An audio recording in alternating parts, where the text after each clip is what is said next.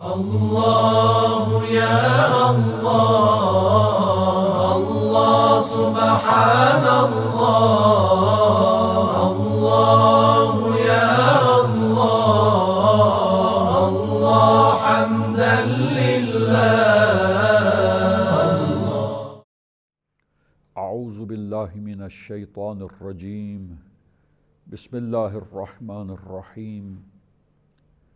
الحمد للہ رب العالمین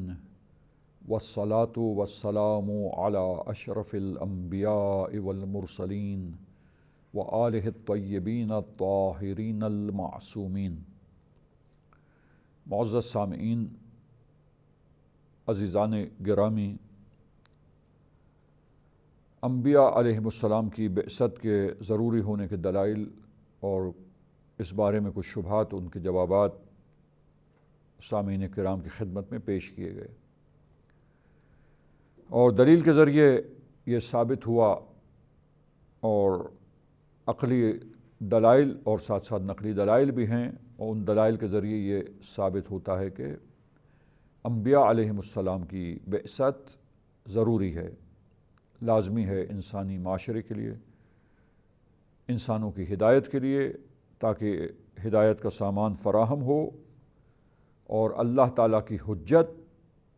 جو ہے وہ قائم ہو جائے.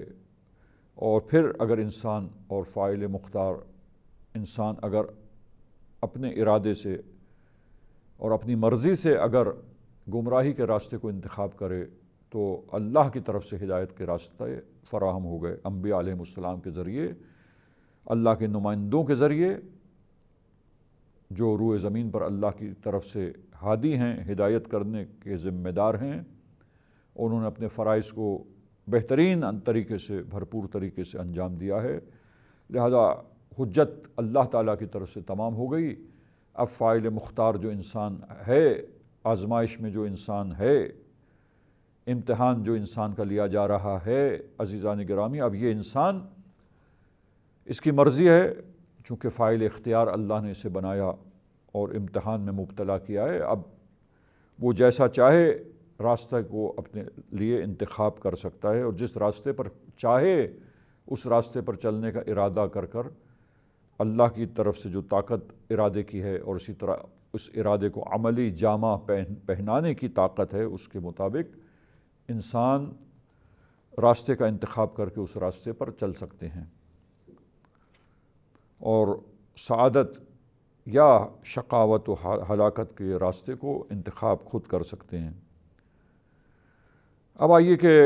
نیکسٹ ٹاپک جو ہے اسی نبوت کے چیپٹر میں، وہ ٹاپک ہے بہت ہی اہم، اور وہ ہے عصمت انبیاء علیہم السلام. کہ ہم مکتب امامیہ، مکتب عدلیہ اور شیعہ اثنا عشری مسلک جو عقائد کا ہے، ہم یہ عقیدہ رکھتے ہیں، ہمارا یہ عقیدہ ہے عزیزان گرامی، کہ تمام انبیاء علیہم السلام معصوم تھے، عصمت کے مقام پر اور عصمت کی منزل پر فائز تھے.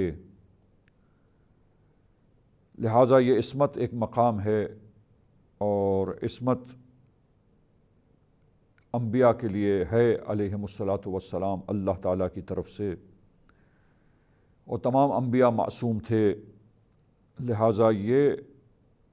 عصمت جو انبیاء علیہم السلام کے لیے ہے، اور اسی طرح آخری نبی جو ہمارے ہیں ختمی مرتبت صلی اللہ علیہ وآلہ وسلم جس طرح معصوم ہیں اور سب سے افضل و اشرف ہیں انبیاء میں اور مرسلین میں، تو وہ عصمت کے لحاظ سے سب سے ٹاپ پر، معصوم ہونے کے لحاظ سے سب سے بالا تر اور سب سے افضل و برتر ہیں ہمارے نبی صلی اللہ علیہ وآلہ وسلم. اور جس طرح اللہ کے حبیب ختمی مرتبت حضرت محمد مصطفیٰ صلی اللہ علیہ وآلہ وسلم معصوم ہیں اور افضل ہیں، برتر ہیں تمام انبیاء سے، جس طرح اللہ کے رسول معصوم ہوتے ہیں، انبیاء معصوم ہوتے ہیں، اسی طرح ختم مرتبت جو سب سے افضل اور برتر ہیں انبیاء میں وہ معصوم ہیں۔ اسی طرح آپ کے یہ جانشین برحق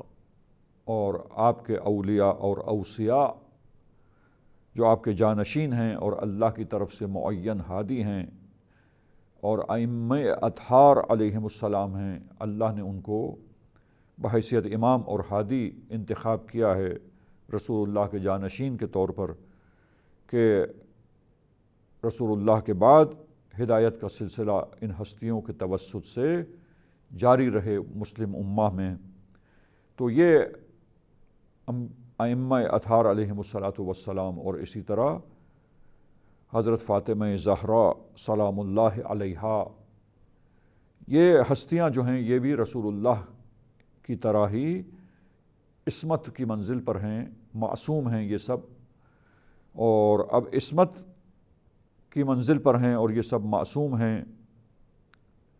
اور یہ عصمت کی خصوصیت یا عصمت کی منزل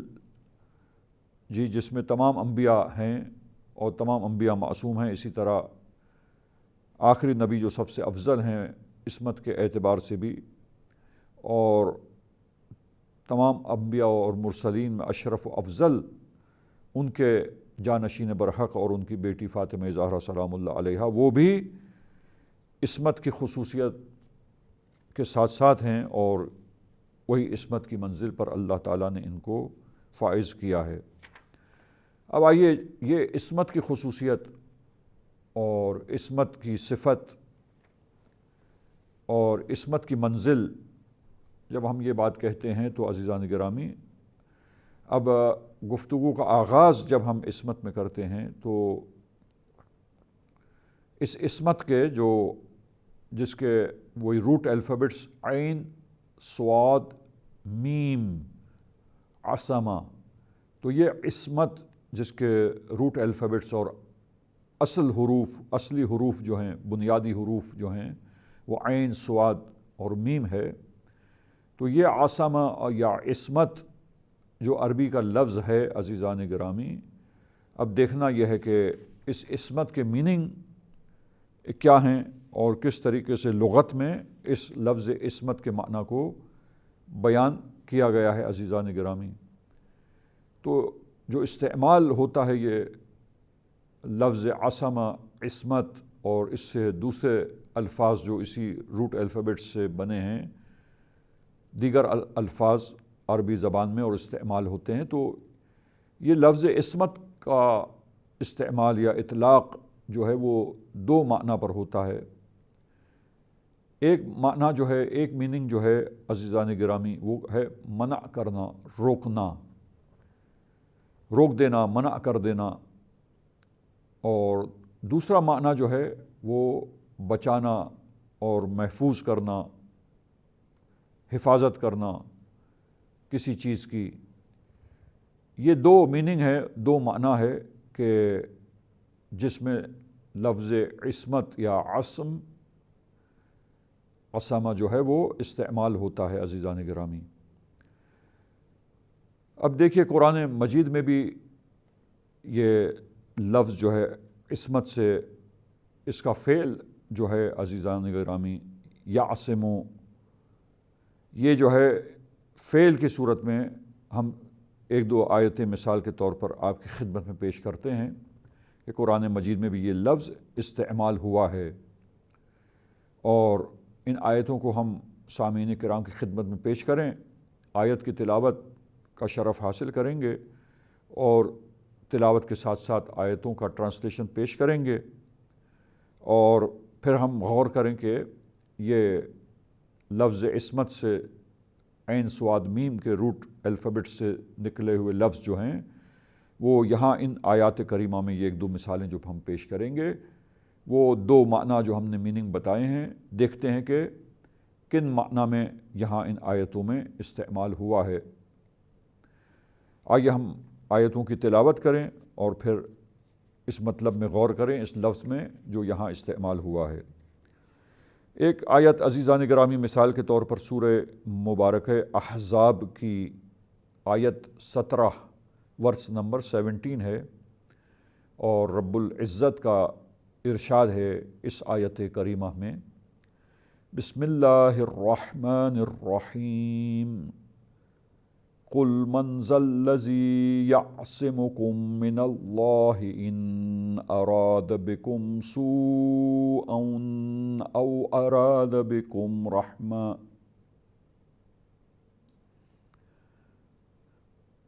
قل من ذا الذی یعصمکم من اللہ ان اراد بکم سوءا او اراد بکم رحمہ ولا یجدون لهم من دون اللہ ولیا ولا نصیرا۔ کہہ دیجئے کہ اگر اللہ تمہیں کوئی برائی پہنچانے کا، نقصان پہنچانے کا ارادہ کر لے، یا اللہ تمہیں کوئی اچھائی اور بھلائی اور رحمت کا ارادہ کر لے تمہارے بارے میں، تو پھر کون ہے جو اللہ کے ارادے سے تمہیں بچا سکے، اور اللہ کے ارادے سے جو اللہ نے تمہارے بارے میں ارادہ کیا ہے اس سے تمہیں روک دے،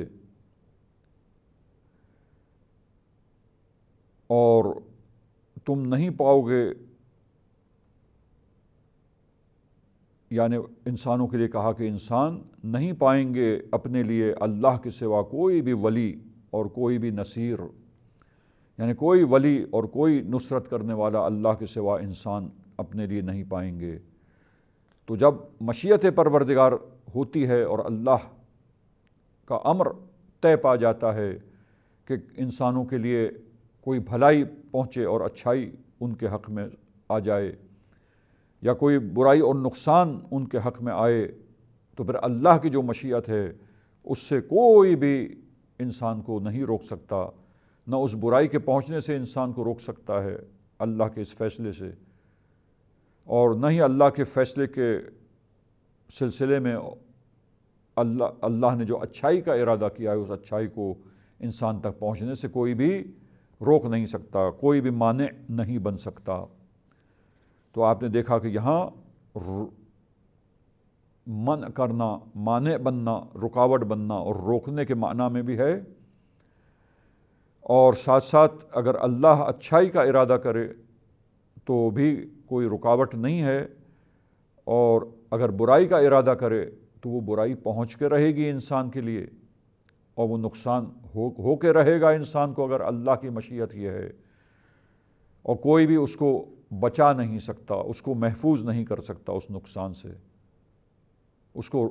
روک نہیں سکتا نقصان سے۔ لہٰذا یہاں محفوظ کرنے کے معنی میں بھی جب سوء کا ارادہ ہو،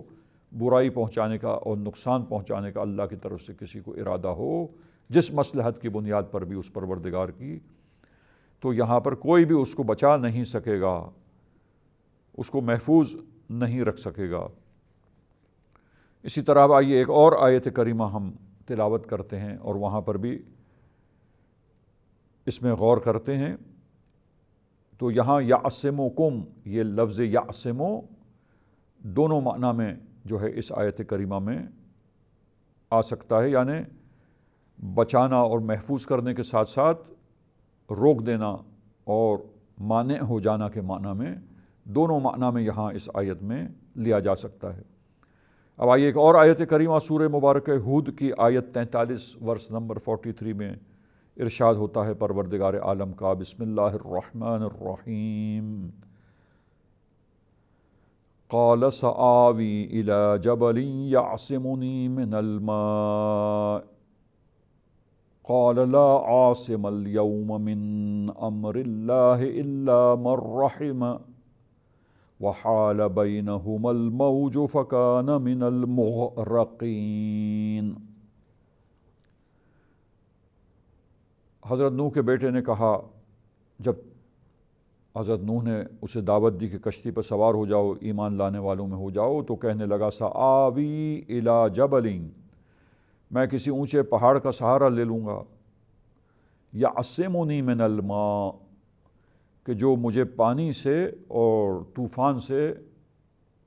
طوفان کے پانی سے، سیلاب سے بچا لے گا۔ دیکھیے میری حفاظت کر لے گا، پہاڑ کی چوٹی بلندی پر میں چڑھ جاؤں گا اور وہ بلندی پر چڑھنا، وہ بلند پہاڑ مجھے بچا لے گا۔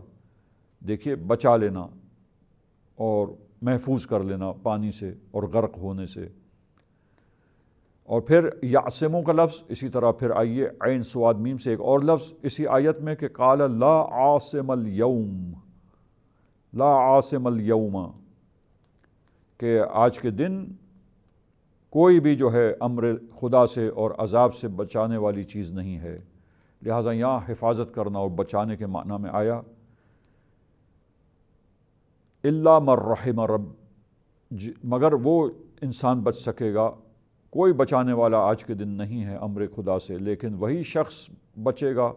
کہ جس پر اللہ رحم کرے اور اسے بچا لے، اور وہ وہی ہوگا جو ایمان لائے گا اور کشتی میں حضرت نوح علیہ السلام کے ساتھ سوار ہوگا۔ اور ابھی یہ گفتگو تھی اور سیلاب آیا اور موج حائل ہو گئی اور حضرت نوح علیہ السلام کا بیٹا فکان من المغرقین، غرق ہونے والوں میں سے ہو گیا۔ تو عزیزان گرامی یہاں پر یعصم اور عاصم یہ دونوں لفظ دیکھیے بچانے اور حفاظت کرنے کے معنی میں آئے، لیکن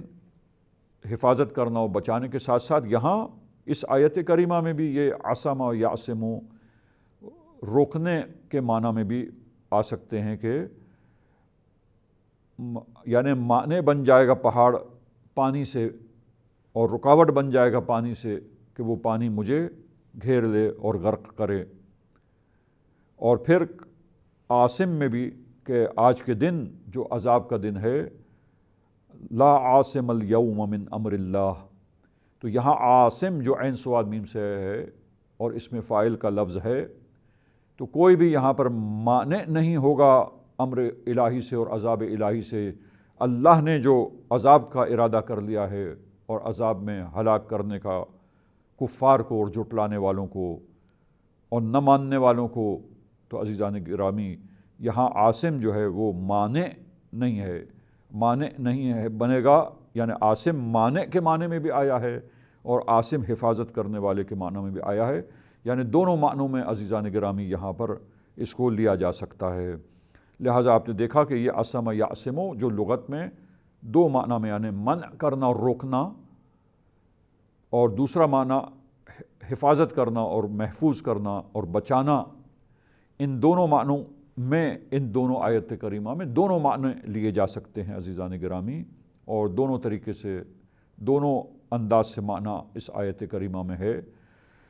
یہ ہم نے مثال کے طور پر دو آیات آپ کے سامنے پیش کی ہیں۔ سلسلے گفتگو عصمت کے بارے میں یہیں سے جاری رہے گا انشاءاللہ۔ آج کے اس پروگرام کو ہم یہاں ان مثالوں کے ساتھ اختتام پر پہنچاتے ہیں۔ وصلی اللہ علی محمد واہل بیتہ الطاہرین۔ اغفر لنا ذنوبنا